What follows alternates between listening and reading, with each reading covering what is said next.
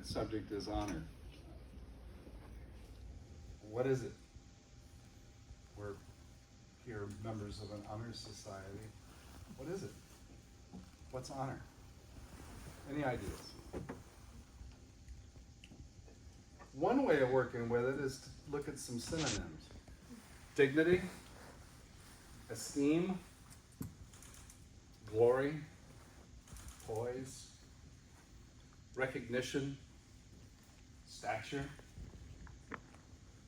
distinction, fame, greatness, prestige, reputation, virtue.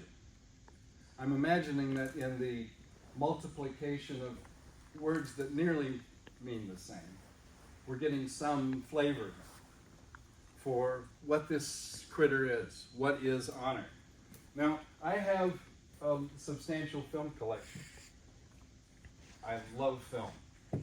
And one of my favorite heroic films is Rob Roy.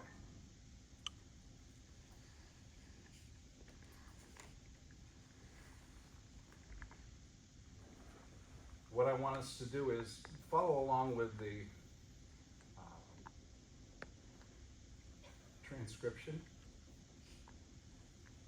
but I want us to consider this scene. Apologies for the sexism. It's the 17th century.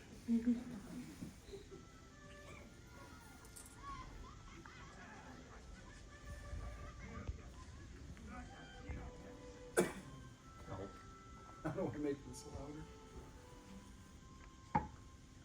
Father, will McGregor's ever be kings again? All men with honour are kings, but not all kings have honour. What is honour? Honour is what no man can give you, and none can take away. Honour is a man's gift to himself. Do women have it? Women are the heart of honour, and we cherish and protect it in them. You must never mistreat a woman or malign a man, or stand by and see another do so. How do you know if you have it?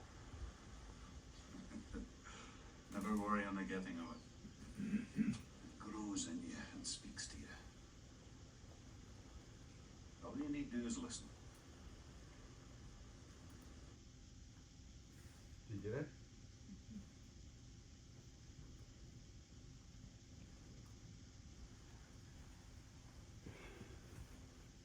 Before we get to this next set of ideas, honor is what no man, no person can give you, and none can take away.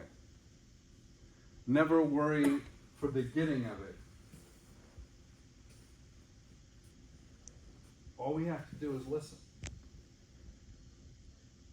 It speaks to us and grows in us. There's a Tibetan teacher that I greatly admire, Chogyam Trungpa Rinpoche, and he wrote a book that I regard as pretty special.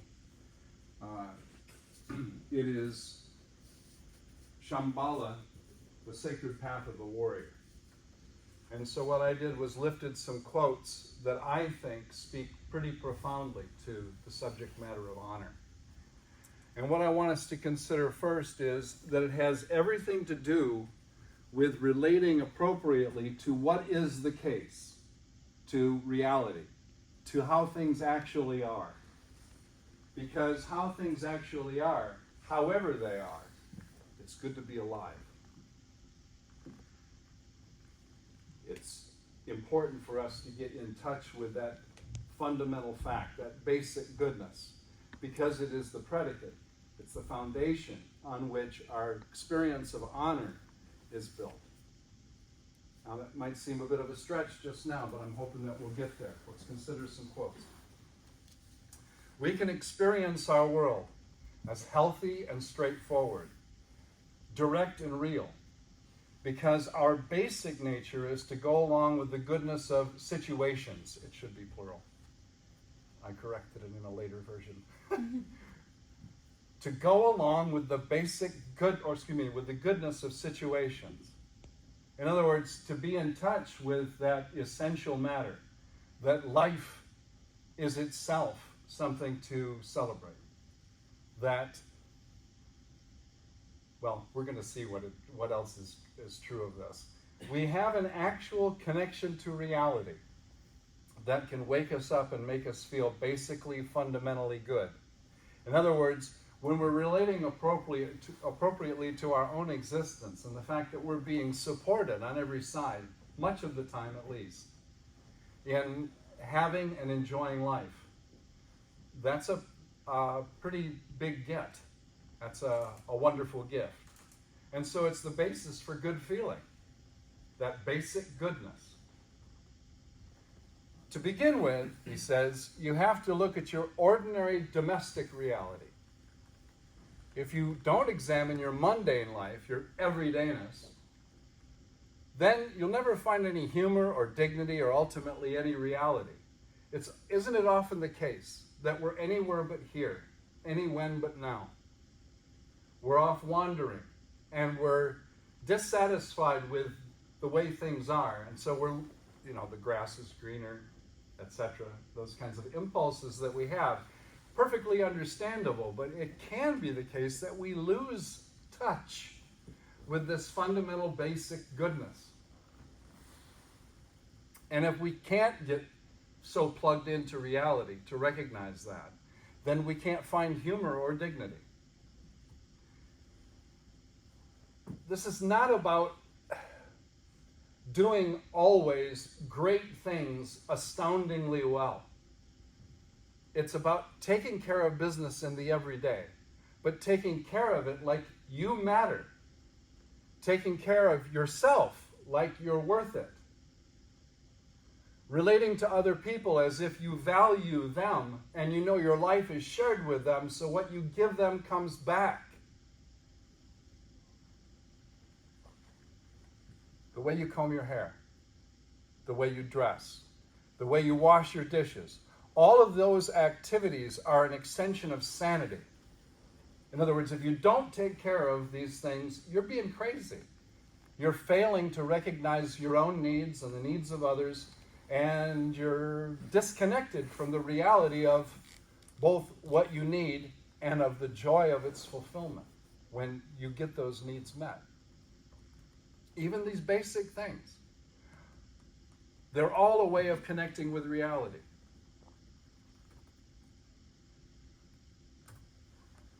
You realize that you can uplift yourself, that you can appreciate your existence as a human being. Whether you're a gas station attendant or the president of your country doesn't really matter. In other words, the full spectrum of things that you can be and the work that you can do and all the conditions of life, that's not the crucial issue. That's not what determines whether you are participating in your own basic goodness. When you experience the goodness of being alive, you can respect who and what you are. You can begin to feel that it is a worthwhile situation to be a human being, to be alive, not afraid of death.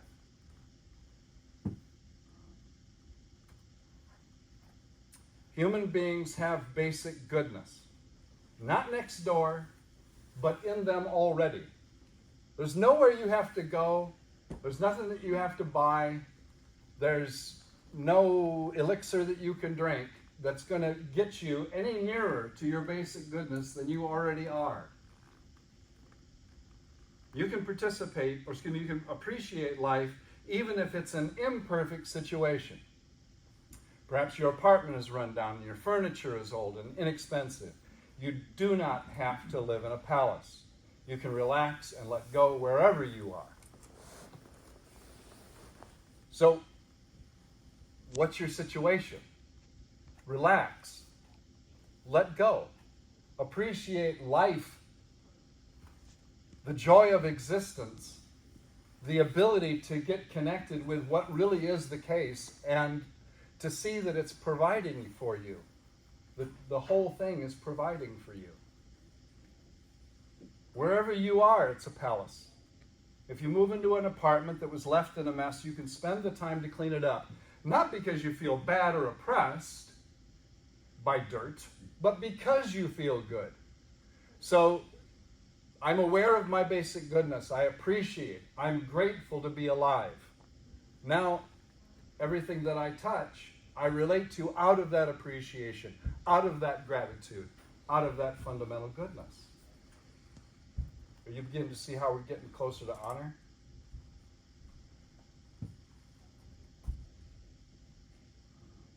If you take the time to clean up and move in properly, you can transform a dumpy apartment into an accommodating home. The point is, work with what you got. Whatever situation you're in, be there and attend to things in a manner that is consistent with your own dignity. Rise up. Cheer up. Understand that that basic goodness is your resource. It's the source of life and even the rewards of curiosity, especially speaking to students and teachers. This is, I think, particularly important. Not next door. It's in us already.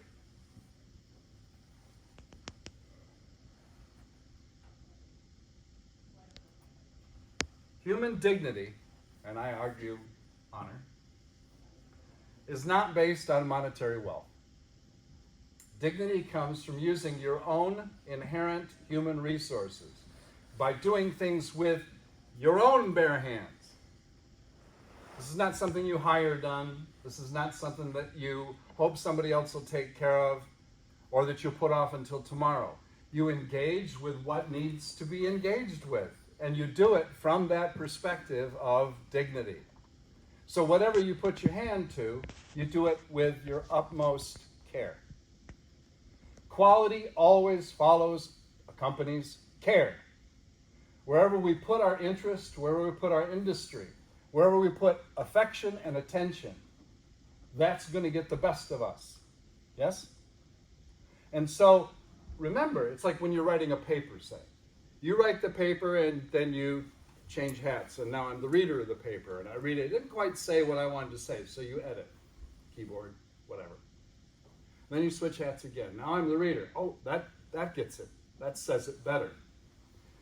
And what to notice is that's changing. The document is being transformed as you edit, as you revise, as you read and rewrite and read and rewrite. As one wag I like said, there's no such thing as good writing, only good rewriting. And eventually it speaks you. It's your mind, your thoughts, your feelings, your commitments. There it is on the screen or on the page. And that's undertaken change. It's been transformed. What else has been transformed? You.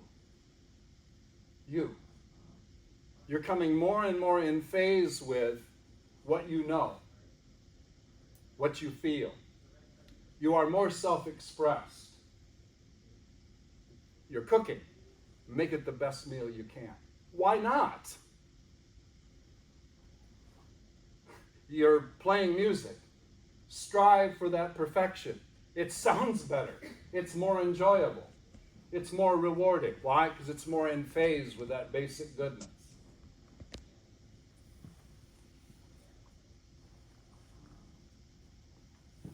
Dignity comes from using your inherent human resources by doing things with your own bare hands on the spot, right here now, properly and beautifully.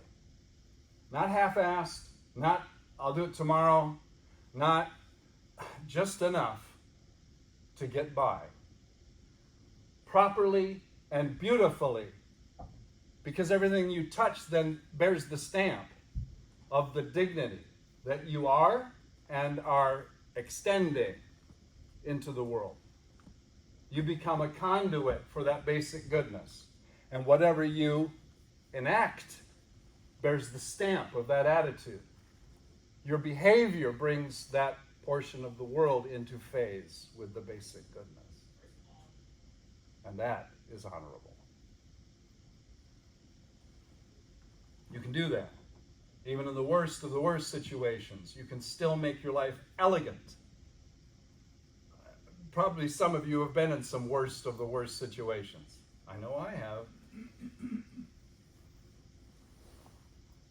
And to presence that awareness of basic goodness in that dark moment is enlightening.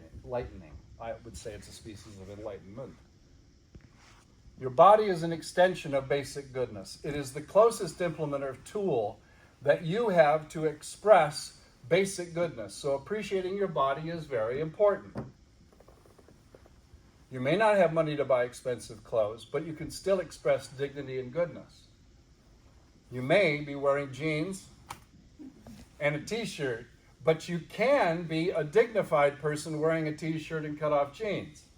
The problem arises when you don't have respect for yourself and therefore for your clothes, which are just an outer shell of you.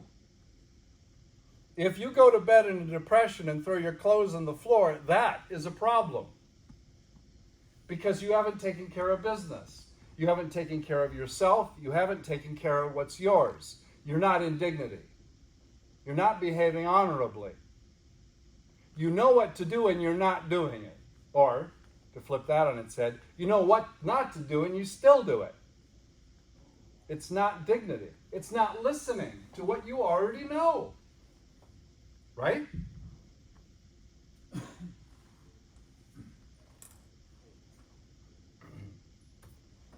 The basic point is that when you live your life in accordance with basic goodness, then you develop natural elegance. It's just not a pose. It's not artifice.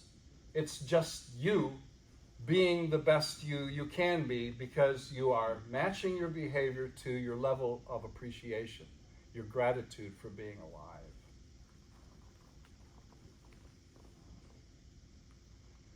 You can be spacious and relaxed without having to be sloppy. You can actually let go of your depression and embarrassment about being a human being. And you can cheer up. You don't have to blame the world for your problems. You can relax and appreciate the world. Because it's okay in here. It's all right out there. Just making sense? So let me sum up. By whatever term you label it, honor is already in your own hands. It's nowhere else. Somebody else can't have honor for you. You got to do your own honoring.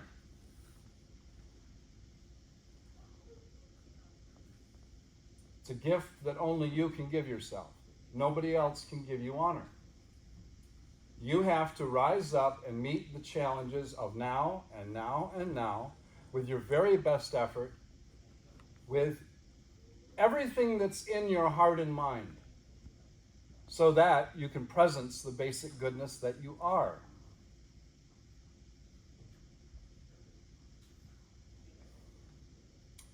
It's a gift that only you can give yourself, to responding with dignity to the challenges of life, firmly rooted in the recognition of life's basic goodness. No one can ever take this away from you. There's not one thing that someone else can do to cause you disrepute. They cannot steal your basic goodness. It cannot deprive you of gratitude in the face of the gift that life is. It is your inalienable inheritance as a human being, if you will but behave in a manner consistent with that inner grace. What's the inner grace? Basic goodness. The basis, the foundation of honor. I know that honor has its counterfeits. But like we heard in that movie clip, never worry for the getting of it. it speaks to you and grows in you. All you need to do is listen. Thanks for your kind attention.